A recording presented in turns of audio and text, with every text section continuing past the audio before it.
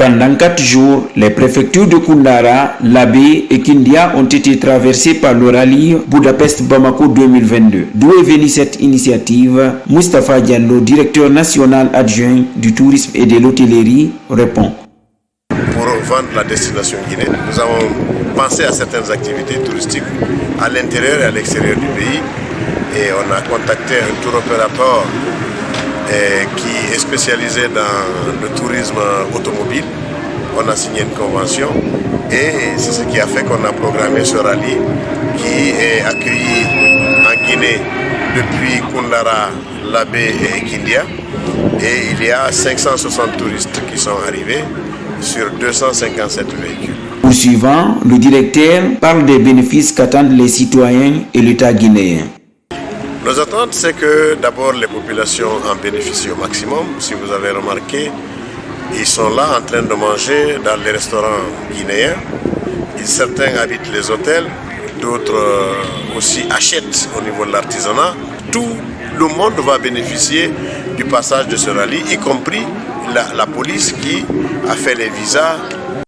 Estelle et sa copine de longue date, Géraldine, d'origine française et belge, ont successivement donné le motif de leur participation à ce rallye avant d'apprécier l'état des routes et le paysage guinéen. Alors, il y a 2 ans et demi, j'ai vu arriver le rallye pour la première fois à Freetown, au Sierra Leone.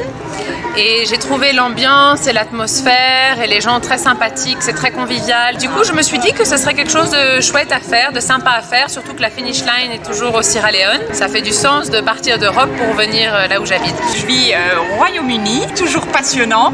C'est très intéressant au niveau paysage, mais aussi aux diversités culturelles, parce qu'on est quand même passé en Afrique par le Maroc, la Mauritanie, le Sénégal, et on voit la différence dans les paysages, dans l'accueil, dans la culture, dans la nourriture aussi. Enfin voilà, c'est vraiment un grand enrichissement. Mais c'est magnifique, ouais, c'est très beau. J'étais plutôt positivement surprise par l'état des routes.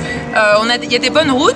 On voit que c'est des paysages qui sont encore sauvages et préservés. Je pense qu'il faut les protéger. Il faut que le ministère de l'Environnement et du Tourisme travaillent ensemble pour protéger ça, faire plus de sanctuaires aussi, de réserves et tout. C'est vraiment très beau. Marquée par la beauté de la Guinée, selon Eric Criston, d'origine espagnole, la Guinée est différente de certains pays traversés comme le Maroc et la Mauritanie et appelle aux autorités guinéennes à préserver l'environnement. La Guinée est très belle, très belle.